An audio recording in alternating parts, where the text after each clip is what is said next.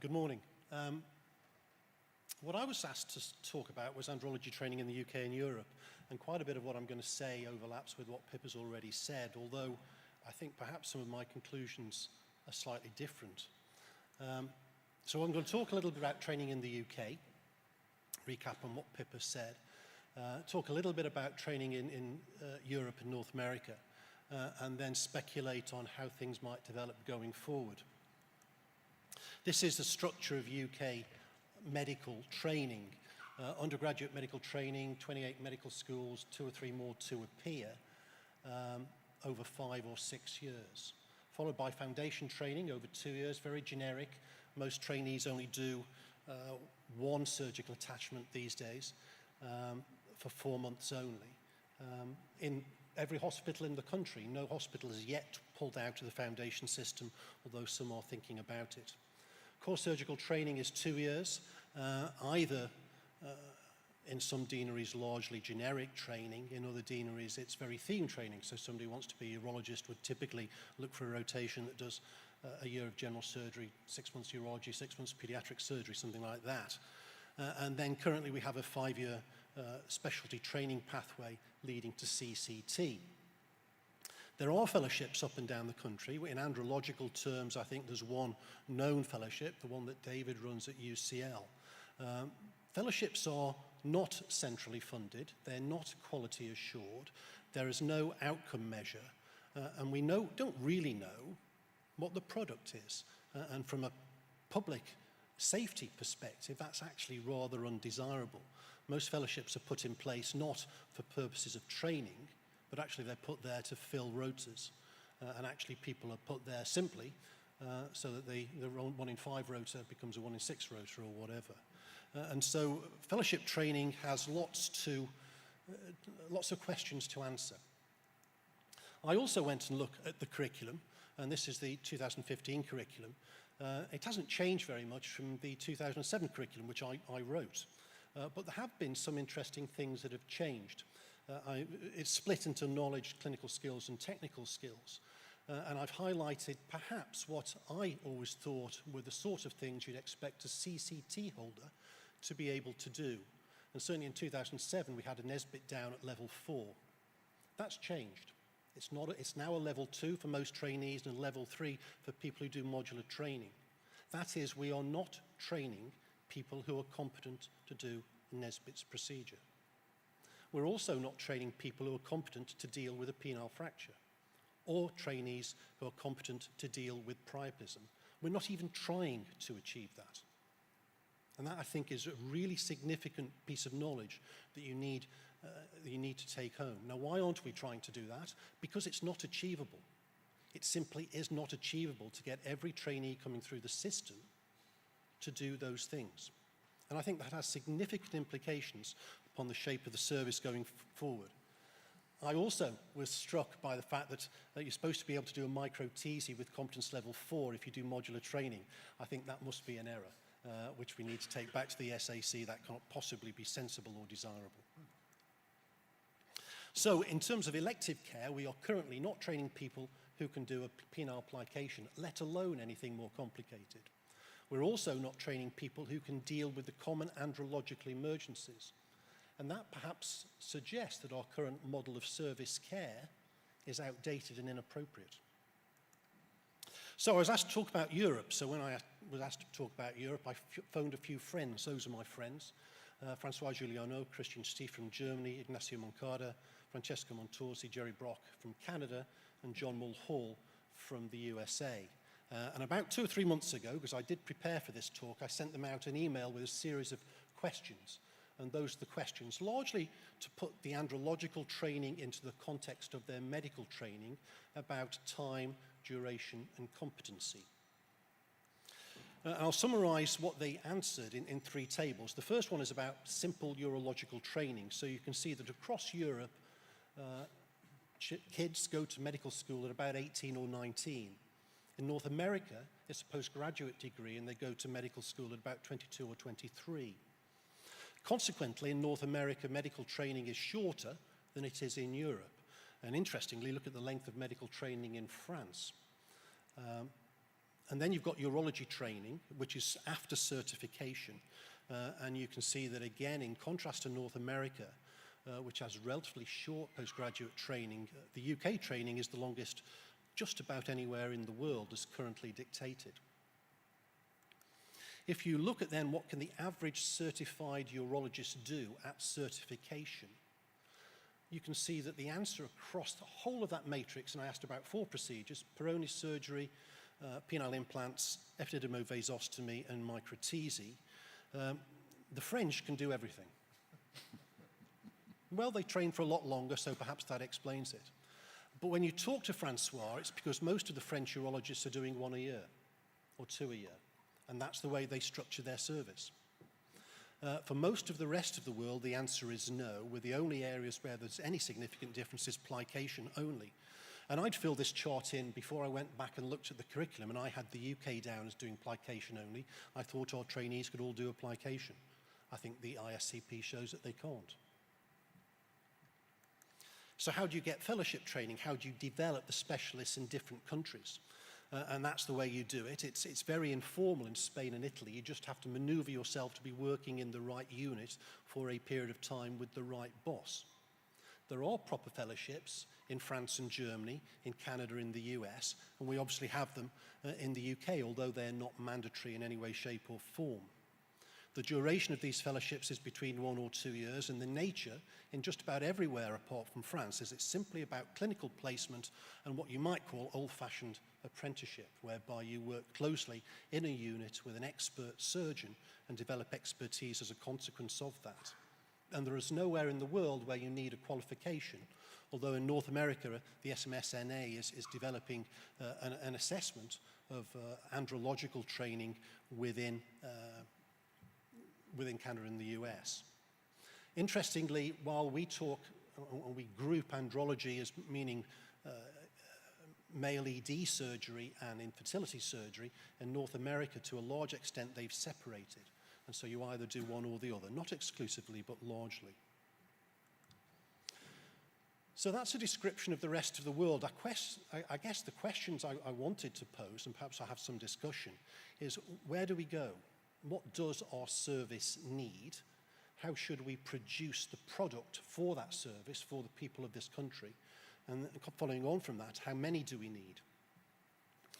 And that's the way you write curricula. You don't start off by determining what you want to do. You start off by trying to determine what the service needs. So what does the UK need in terms of andrological surgery? And I think for the purposes of that, I think you have to assume that increasingly we're talking about 4 areas of surgical practice. We're talking about male infertility surgery. We're talking about surgery for erectile dysfunction, penile implants, penile deformity. We're talking about urethral surgery, because many of us do that as well. We're also talking about penile cancer. Now, not everybody will do all things. I do 3 of those things. I don't do the infertility surgery. But there are people up and down the country who do all of those, and there are others who only do 1 or 2. So what I did was I went to HES. This is just England data, and I looked through these innumerable numbers of spreadsheets to try and work out what was being done per annum in a number of surgical areas: urethroplasty, meatoplasty, penectomy. Lymph node dissection is very difficult to determine because we get mixed in with plastic surgeons and melanoma surgery and vulval cancer.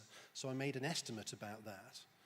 There's reconstruction of the penis, which includes the total reconstructions, but also the lube procedures and the plication procedures.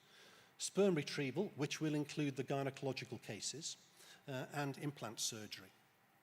And these are the numbers of cases in a year. So in the UK, in 1 year, there's about just under 1,000 urethroplasties and meatoplasties altogether.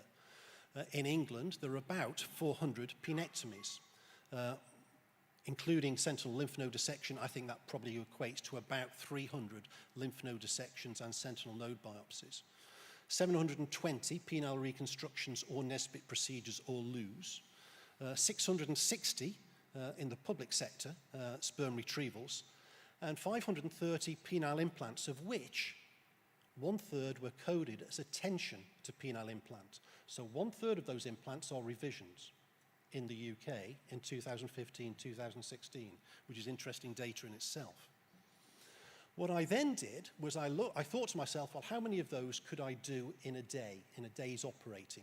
And I made some rather conservative judgments about that. And so, for instance, I reckon I can do 2 bulbar urethral mucosal graft urethroplasties in a day, comfortably with 1 or 2 small things on top. I think I could do 4 meataloplasties. And I worked out, broadly speaking, what I thought I could do very conservatively in a day, because that allows you to calculate the number of whole days operating that is required to do all that surgery. And so for England, we need about 1,000 days of operating per annum to do urethral surgery, surgical andrology, infertility, and penile cancer.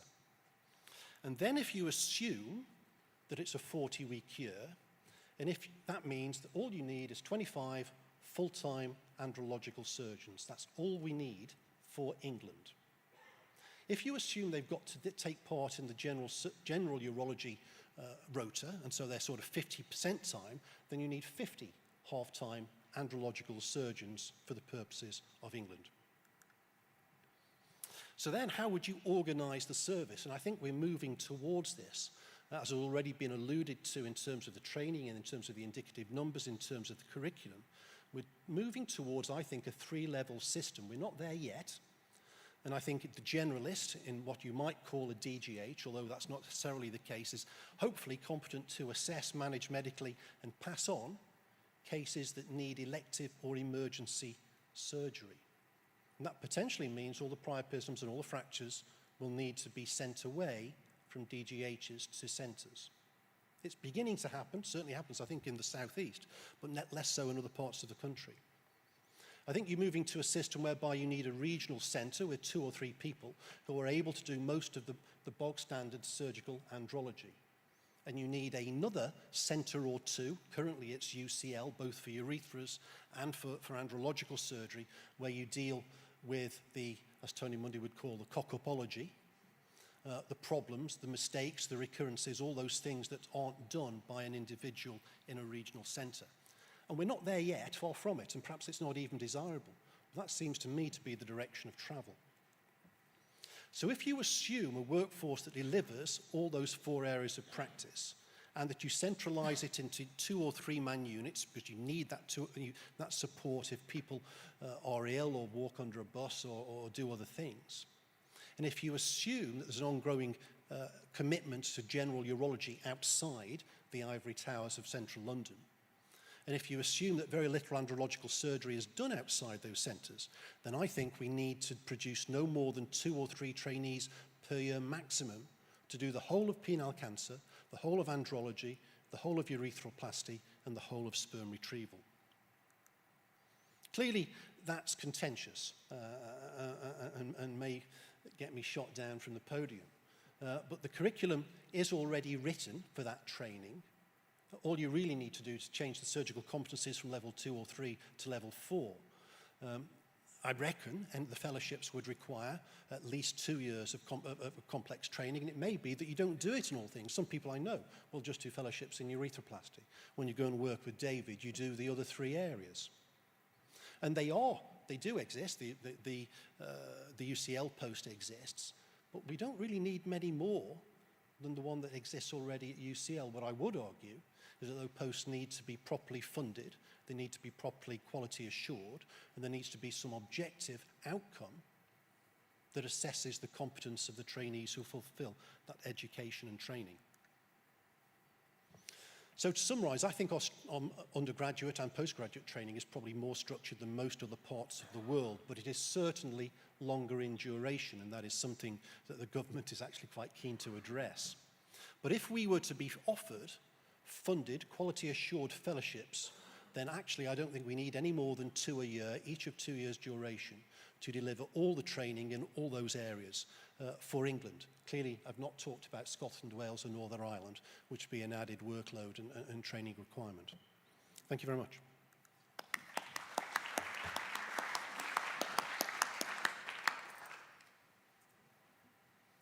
Any questions from the floor?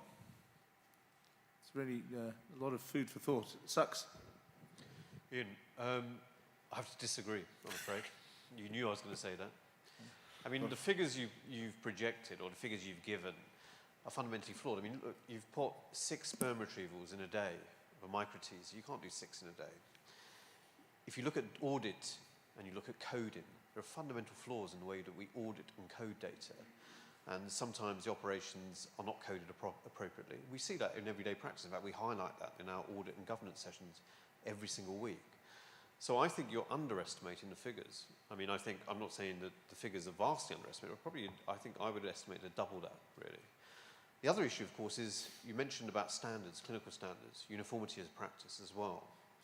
How do you foresee, so the first question was about audit data, of course, that's important to all order to collect. The second question relates to standards of practice. I mean, what do you propose as a national standard in terms of outcomes? Because clearly the curriculum doesn't work, does it? I mean, the grading system and the curriculum doesn't work. So how would you envisage this changes? How would you assess a person who's coming for a fellowship? Because at the end of the day, all they do is they come through our units, and you say, yeah, you're fine, you carry on. Now, interestingly, it seems to work, because around this room I can see many urologists who've been through our units and trained in fellows. But how do you actually objectively sustain that? Firstly, about the assumptions, yes, I think the assumptions were back of a cardboard box. But I think, talking about sperm retrieval in particular, they include all the teasy. That's not micro-teasy. So how many teasies can you do in a morning? How many do a gynecologist do? I tried to take an average, just as I lumped sentinel node lymph node biopsy with inguinal groin dissection. I think you could debate them. I don't think they're that far wrong. So I actually do think my numbers are reasonable. Coding is an issue. Absolutely, coding is an issue. HES data is reckoned to be about 10% inaccurate. And so there's, I think, perhaps a possibility that 10% of those numbers is about 10% off simply based on HES data. So I would stand up for my numbers as it stands, and we could have a disagreement over a beer later. The standards, I think there's 2 bits there. One is standards of practice, and the other bit is standards of training. I think with standards of practice, I was fascinated to listen to the priapism section, talking about people doing shunts at 72 hours, which I see and you see, which compromises the results of a penile implant, subsequent penile implant. And it's because people who don't do very much of this are feeling they have to do something in an urgent situation, in an isolation. And actually, we're not training people to do that. And I think we have to accept that, and accept that some of these complex andrological emergencies do need to be centralized to some sort of regional unit with the consequential workload for that unit. And that's about standards of service and quality outcomes for patients. In terms of training, I want to get them quality assured. I think that's the way to get good quality training, so that at the end of it, you know that somebody who comes to UCL will have done 20 implants or 50 implants or whatever number you care to set, and is competent to do it as assessed by independent assessors. Ms. Sachs, do you agree with the broad sort of landscape that so long as most of the centres know how to deal with the emergencies and know where to refer, we just stick to these main centres with 2 or 3 andrologists doing the bulk of the andrology? It seems to have worked with cancer. Would this be okay with you for andrology? Yeah, but I think the cancer networks is much more politically driven, because clearly there's an infrastructure there is peer review. If you look at andrology, as per se, in many ways, sadly, is highlighted but it's almost in a Cinderella subject. There are no uniform standards in terms of, you look at it in terms of, what I was really asking was about objectivity in terms of outcomes. How do you assess a trainee? Now, at the moment, you can't simply rely on HES data per individual surgeon generally, 1 or 2 years post-CCT or in terms of post-fellowship in assessing them. So what are those standards and how do you set those standards? That's really the question I'm asking you, because at the moment, we don't have them. We don't have PROMs. We don't have comparative index procedures that we can compare individual surgeons for. So that is a fundamental flaw in the system. So how do you deal with that? That's my question to you. Well, in terms of training, the procedure-based assessment is actually a very reliable way, when it's done properly, of assessing the competence of a trainee. There's good educational data that shows if you've got 2 assessors who observe a trainee doing a procedure on 2 separate occasions, so all you need is 4 observations, you have a reliability quotient greater than 0.8, which means it's a very reliable assessment of surgical competence. The PBA is a good tool if it's done properly. So in terms of training, I think we've got the tools there already. We've just got to make sure that the trainees get the volume of cases. Ollie? Ian, we talk a lot about balancing our core and andrology practices in Leeds. What's your thoughts on sort of a dual accreditation if somebody put, say, stones with andrology? Does that make that person twice as useful, half as useful? You know, I do all four, and I'm trying to do the HOLEP and BPH work in Leeds, and you know, I'm obviously spread a bit thinner than some. What's your thoughts on that? Well, there's two bits. One is about getting trained, and the other one is about maintaining the competencies and skills that you've got. And I think that we all know that there's a learning curve, and actually once you've hit somewhere up towards the top of the learning curve, you need lesser numbers in order to maintain that competence. But I don't think you can let it dip too low. I think there's good data about acquisition of technical skills that suggest that if you don't do enough of something, you'll get less good at it. So I think it's wrong to spread people too thin if the outcome, if the objective is the quality of the surgical outcome. But if we could have more andrologists doing half the sort of specialty work, if you like, and then concentrating on other areas, then maybe more helpful to the unit. Yeah, well, again, the numbers I based upon was an assumption in there that most people outside UCL would do 50% general urology. Now, I think that's a debate in itself. Some people feel that's the wrong model, but it's currently it allows you to stay on the on-call rota. Yeah. Hi, Ian. Nigel.